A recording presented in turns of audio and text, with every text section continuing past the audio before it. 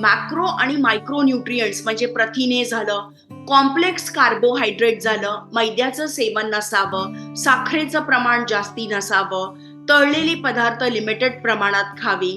त्यासोबतच जे जीवनसत्व आहे, व्हिटॅमिन ए झालं, जे बीटा कॅरोटीन जे आपण म्हणतो की लाल आणि पिवळ्या रंगातल्या फळं आणि भाज्यांमधनं आपल्याला मिळतो, त्याचा समावेश आपल्या आहारात राहिला पाहिजे. तर हे सगळं जर आपण एक समतोल बॅलन्स डाएट घेतला, त्यासोबत व्यवस्थित 8 ते 9 तासाची झोप आणि तणावमुक्त किंवा तणावाला कंट्रोल करणं हे आपल्या हातात आहे.